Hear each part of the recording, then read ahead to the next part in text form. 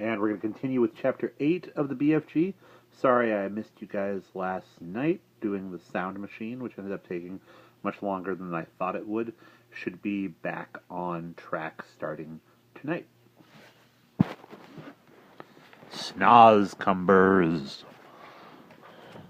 But if you don't eat people like all the others, Sophie said, then what do you live on? That is a squelching, tricky problem around here, the BFG answered. In this slosh-flunkling giant country, Happy eats like pineapples, and Pigwinkles is simply not growing. Nothing is growing except one extremely icky-poo vegetable. It is called the Snozcumber. The Snozcumber, cried Sophie. There's no such thing.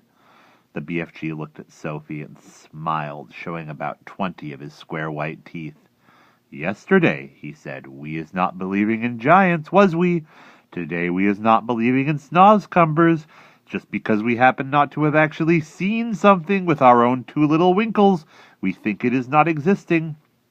What about, for instance, the great squizzly Scotch hopper? I beg your pardon, Sophie said. And the Humplecrimp. What's that? Sophie said. And the Raps Rascal. The what? Sophie said. And the Crumpscoodle. Are they animals? Sophie asked. They is common animals, said the BFG contemptuously. I is not a very know-all giant myself, but it seems to me that you is an absolutely know-nothing human being. Your brain is full of rotten wool.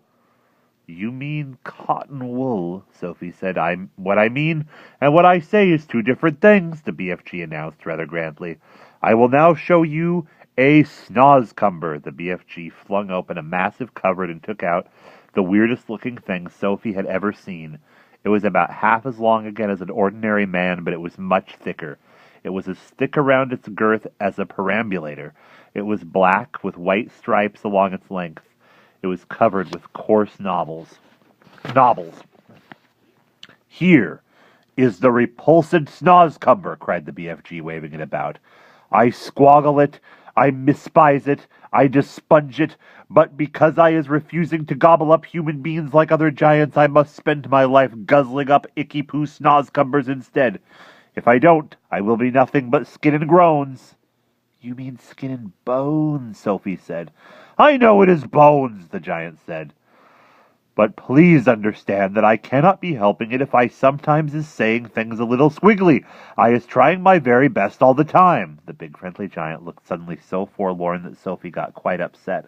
I'm sorry, she said. I didn't mean to be rude. There never was any schools to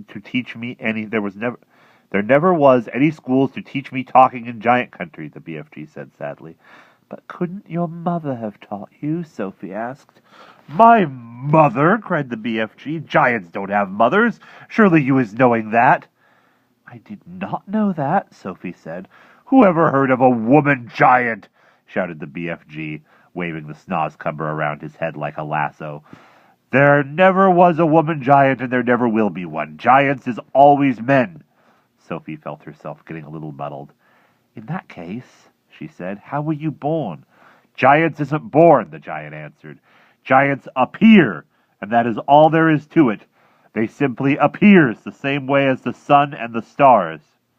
And when did you appear? Sophie asked. Now, how on earth could I be knowing a thing like that? Said the BFG. It was so long ago I couldn't count. You mean you don't even know how old you are? No giant is knowing that, the BFG said. All I is knowing about myself is that I is very old. Very, very old and crumply. Perhaps as old as the earth. What happens when a giant dies? Sophie asked. Giants is never dying, the BFG answered. Sometimes and quite suddenly a giant is disappearing, and nobody is ever knowing where he goes, but mostly us giants is simply going on, like whiffsly time twiddlers. The BFG was still holding the awesome Snozcumber in his right hand. And now he put one end in his mouth and bit off a huge hunk of it. He started crunching it up, and the noise he made was like the crunching of lumps of ice. It's filthing, he sputtered, speaking with his mouth full and spraying large pieces of Snozcumber like bullets in Sophie's direction. Sophie hopped around on the tabletop, ducking out of the way. It's disgusterous, the BFG gurgled. It's sickable, it's rotsome, it's maggot-wise. Try it yourself, this foulsome Snozcumber. No, thank you, Sophie said, backing away. It's all you're going to be guzzling around here from now on, so you might as well get used to it, said the BFG. Go on, you snipsy little winkle, have a go. Sophie took a small nibble. Ugh! She sputtered. Oh no! Oh gosh, oh help! She spat it out quickly.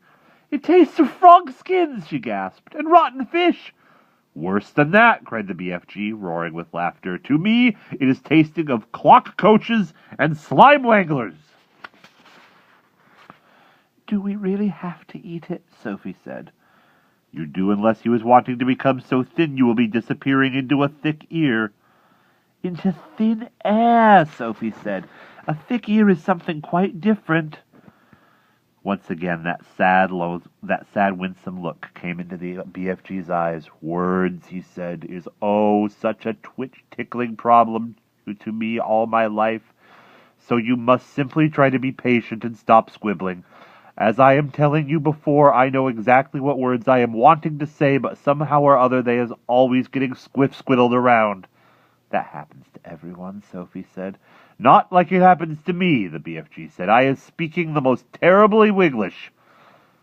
But I think you speak beautifully, Sophie said. You do? Cried the BFG, suddenly brightening. You really do? Simply beautifully, Sophie repeated.